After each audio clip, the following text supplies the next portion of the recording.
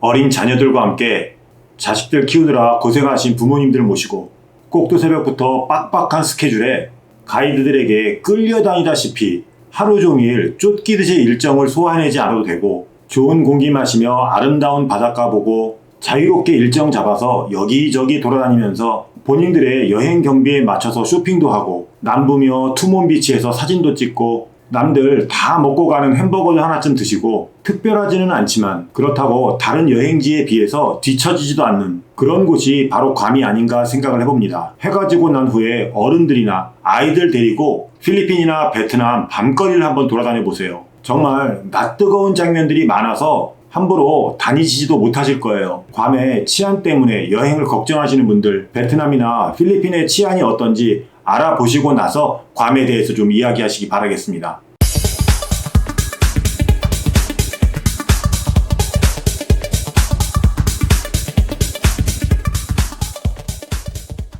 안녕하십니까, 괌투브의 PD아저씨입니다. 오늘 제가 여러분들에게 드릴 괌에 대한 이야기는 괌을 처음 찾아주시는 여러분들이 자칫 생각했던 것보다 괌에 대해서 실망을 하고 가시는 경우가 좀 있더라고요. 그래서 오늘은 어떤 분이 괌을 처음으로 여행하고 나서 남긴 후기를 보면서 처음 괌을 찾는 여러분들이 범하기 쉬운 오류에 대해서 이야기를 좀 해볼까 합니다. 내용을 발췌한 후기는 마르지 않는 영상 소재를 제공해주는 괌 자유여행 길잡이 카페에서 퍼왔음을 알려드리겠습니다. 우선 이분은 작년 8월 말에 괌을 3박 일정으로 다녀가셨더라고요. 후기를 보면 첫 줄부터 괌에 굉장히 실망을 하셨어요. 근데 괌으로의 여행보다는 동남아로 먹거리 여행을 가는 게 더 좋다. 이 부분에 대해서는 저도 동감을 합니다. 그런데 이분이 쓴 글 내용 중에서 괌이 필리핀과 비슷하다는 말에는 동의할 수가 없겠더라고요. 또한 이분 와이프가 괌을 한 번 오느니 그 돈으로 동남아를 3번 가겠다라고 말씀을 하셨다는데 괌에 한 번 올 비용으로 동남아를 3번 갈 수 있는지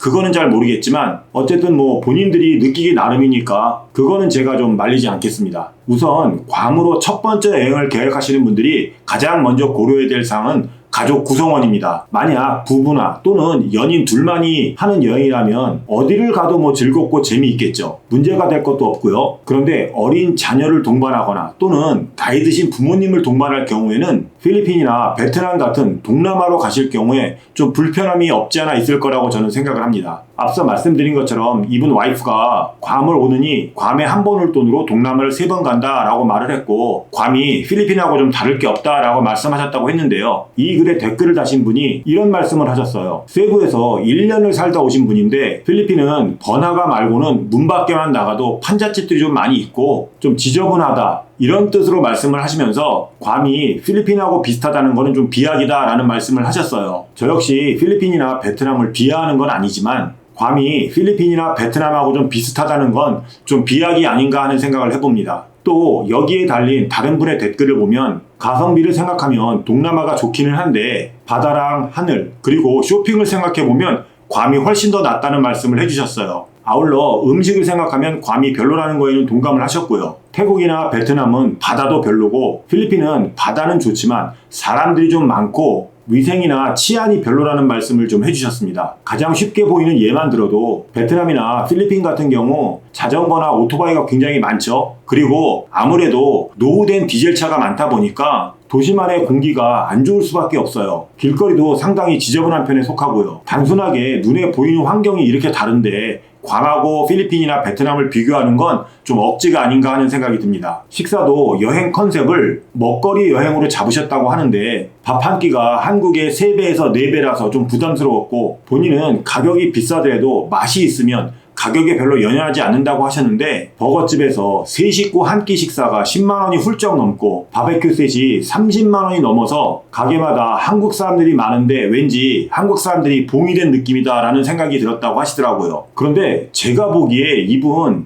좀 식당 선택을 잘못하신 게 아닌가 하는 생각이 들어요. 저는 우선 괌으로 맛집 여행을 하신다고 하면 저는 좀 말리고 싶습니다. 저도 괌에 살고 있지만 딱히 맛있는 집을 추천해드리기가 어려워요. 이 부분에서 이분들은 좀 사전조사를 철저하게 하지 않은 생각이 들더라고요. 버거집에서 3시 한 끼 식사로 10만원이 훌쩍 넘었다고 말씀하셨는데 좀 뻥이 좀 심하신 것 같기도 하고요. 제가 웬만한 햄버거집은 다 가봤는데 3명 기준으로 10만 원이 넘기가 사실 힘들거든요. 그리고 뭘 어떻게 시켰는지는 모르겠지만 해외로 여행을 와서 세 식구 한 끼 식사로 10만 원이면 그렇게 비싼 것도 아니라고 저는 생각을 해요. 여기에 또 바베큐 세트가 30만 원이 넘게 나왔다는 집은 어느 집이었는지 좀 상호를 공유했으면 좋았을 걸 하는 생각도 해봅니다. 동남아 갔을 때랑 너무 비교가 된다고 하시면서 동남아 같은 경우 10만 원이면 세 식구가 배 터지게 먹을 금액인데 물론 여행이니까 한 끼 정도는 과감하게 질렀다고 하십니다. 그렇다고 해서 매일 햄버거만 먹을 수는 없으니까 구글링도 좀 하고 괌자길 카페에서 소스도 얻고 해서 여기저기 갔는데 그래도 기본으로 10만 원이 넘었다고 해요. 거기에 환율도 높았기 때문에 부담이 좀 갔었다라는 이야기를 하고요. 리조트 조식도 궁금해서 셋이서 이용을 했는데 이것도 10만 원이 훌쩍 넘어서 그냥 리조트 조식이니까 그러려니 했다고 합니다. 그러니까 이분은 식사의 기준이 거의 10만 원인 거예요. 일단 이런 분들은 정말 동남아만 가셔야 돼요. 정확히 말하면 한국보다 소득 수준이 낮고 생활 수준이 낮은 나라로 가야지 한국보다 요만큼이라도 소득 수준이나 생활 수준이 높은 곳으로 가면 이분은 여행을 할 수가 없는 거예요. 3명이서 한 끼 외식에 10만 원이 많다고 말씀을 하셨는데 제가 오늘자 교촌치킨 가격표를 좀 둘러봤습니다. 성인 3명이 먹을 만큼의 치킨과 약간의 사이드 메뉴 그리고 맥주는 빼더라도 음료수 거기에 배달료를 합치니까요 한 7만 원 정도가 나오더라고요. 해외도 아니고 자기 집 안방에서 치킨 시켜 먹는데도 7만 원 정도가 나오는데 해외여행 와서 가족이 외식을 했는데 10만 원 정도가 나오면 전 그렇게 많이 나온 거라고 생각하지 않거든요. 더더군다나 한국보다 소득 수준이 낮은 동남아 어디 나라도 아니고 미국령 괌인데 여기서 한 끼 식사에 10만 원이 넘게 나온 거에 대해서 부담이 간다고 하시면 제가 뭐 딱히 드릴 말씀은 없습니다. 제가 자주 이용하는 중국 식당이 있습니다. 일주일에 한 2번 정도 여기를 이용하는데요. 투문신의 한복판에 있는 중국 식당이에요. 이게 이 가게 런치 스페셜 메뉴인데요. 메뉴 가격도 가격이지만 4가지 정도만 시키면 세 식구가 배 터지게 먹고 남습니다. 그래봐야 음료수까지 합치면 40불 정도밖에 안 나와요. 가격 대비 맛도 굉장히 좋고요. 양도 많고 그래서 로컬 사람들이 굉장히 많이 찾는 식당이에요. 보시는 저녁 메뉴도 점심 메뉴보다 좀 비싸기는 하지만 양도 점심 메뉴보다 훨씬 많고요. 저녁 같은 경우는 3가지만 시켜도 3식구 정도면 충분히 먹습니다. 그 외에 이제 숙소에 대한 이야기를 하시면서 좀 눅눅했지만 그래도 바다와 인접해서 좋았다라는 말씀을 하셨고요. 돌핀 크루즈를 나갔는데 돌고래가 안 나와서 그냥 유람선 타면서 콧바람 쐈다라고 생각을 하신다는데 거기에서 이제 제공되는 스노클링 장비를 사용하시고 한국에 가서 코로나에 걸렸다고 하시더라고요. 그런데 이 부분은 저도 조금 불만인 게 차라리 업체에서 미리 공지를 해서 개인 장비를 갖고 온 사람들은 개인 장비를 쓸 수 있게 해주는 게 어떨까 하는 생각이에요. 저도 돌핀 크루즈 몇 번 나가봤지만 거기에 있는 장비는 사용하지 않거든요. 또한 돌고래가 나오고 안 나오고에 대해서 또 업체에다 컴플레인 하신 분들이 계신데요. 사실 돌고래가 나오고 안 나오고는 업체의 책임이 아니에요. 돌고래를 업체 측에서 키우는 것도 아닌데 걔네들이 나오고 안 나오고는 걔들 맘이지 안 나온다고 해서 업체에서 뭘 어떻게 할 수 있는 건 아니에요. 이분이 후기 결론을 지으면서 괌 여행에서 좋은 기억은 사진밖에 남는 게 없다라고 말씀하셨는데 원래 여행이라는 게 그렇습니다. 다녀오면 빈 지갑과 사진만 남는 게 여행이에요. 맛집이라고는 하지만 다녀보니까 컵라면 생각만 간절했고 이 비싼 괌에 와서 왜 삼겹살이나 치킨을 먹는지 이해가 가신다고 하셨습니다. 볼 거라고는 바다 말고는 볼 것도 없었고 그 흔한 케이블카도 없어서 즐길 거리도 없다고 하셨습니다. 그러시면서 좋은 건 중국 사람들 없고 길거리에 오토바이가 없다는 거 그리고 시끄럽지 않다는 거 그거는 좋다고 하면서 후기를 마무리를 했더라고요. 저도 그럼 좀 결론을 내드리겠습니다. 우선 맛집을 찾아서 하는 먹거리 여행으로 괌은 저도 비추입니다. 여담으로 제가 작년에 목포를 갔었는데요. 먹거리 여행으로 목포 정말 괜찮겠더라고요. 여러분들도 목포는 한번 가보셨으면 좋겠어요. 사실 괌 하면 딱히 떠오르는 그런 맛집도 없을 뿐더러 살고 있는 저도 이거는 꼭 드셔보시라고 추천할 만한 음식도 없어요. 저는 누가 맛집 추천해달라 그러면 그냥 참았다가 한국 가서 동네 김밥 천국 가서 드시라고 말씀드립니다. 차라리 거기가 맛집이라고요. 그 정도로 괌에는 추천할 만한 확실한 맛집이 없습니다. 그리고 이분이 후기 내내 물가를 이야기하면서 동남아랑 비교를 하셨는데요. 그러면 여기서 베트남과 필리핀 그리고 한국 마지막으로 괌의 GDP GDP를 한번 비교해 보도록 하겠습니다. 아시겠지만 GDP라고 하면 어느 나라든 그 나라 내에서 이루어진 생산 활동을 모두 포함하는 개념의 국민 총생산이라고 합니다. 우리나라는 물론 전 세계 대부분의 국가의 생활 수준이나 경제 성장률을 분석할 때 사용되는 지표이기도 하고요. 먼저 베트남입니다. 베트남의 경우 2022년 4,122달러로 세계 116위입니다. 다음 필리핀은 2022년 기준 3,687달러로 세계 124위입니다. 그러면 한국은 어떠냐? 한국은 이 두 나라의 거의 10배에 가까워요. 2022년 기준 34,999달러로 세계 29위입니다. 그러니까 생활 수준으로 보면 베트남이나 필리핀은 대한민국에 비해서 저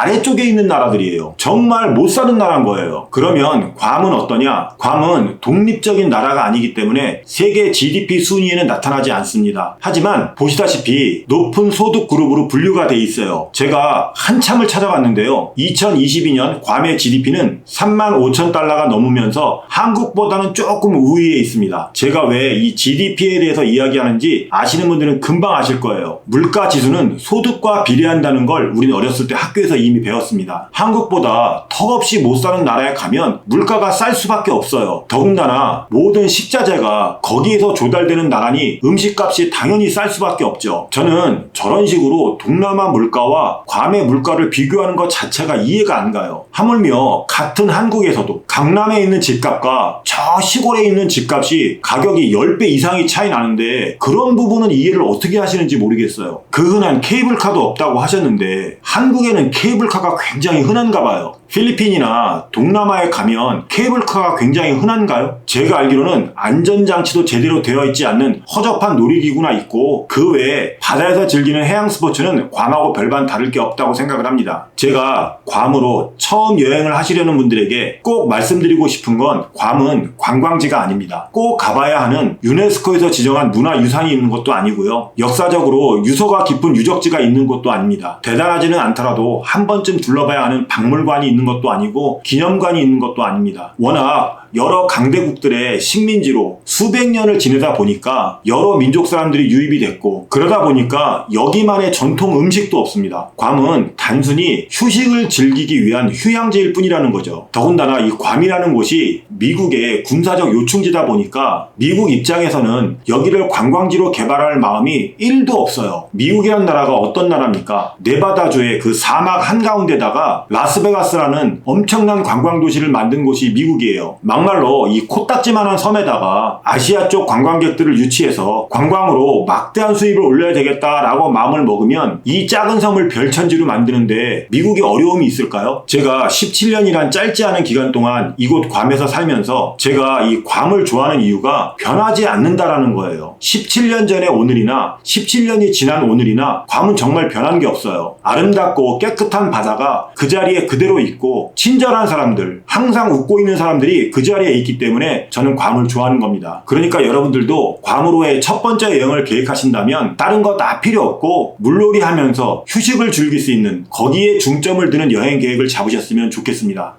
괌 PD 아저씨.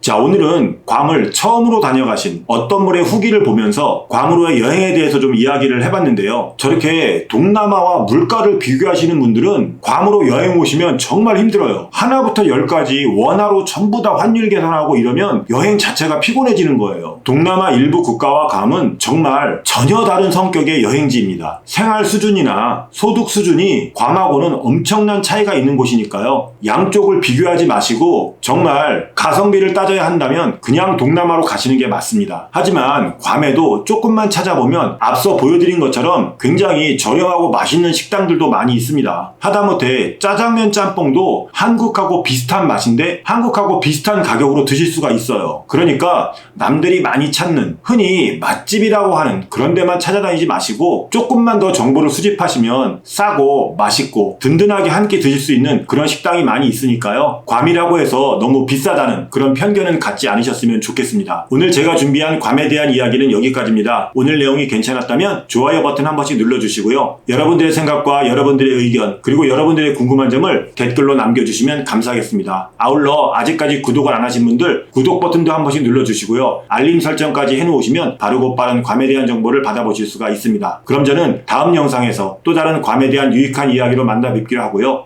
지금까지 괌에서 괌두부의 PD 아저씨였습니다. 감사합니다.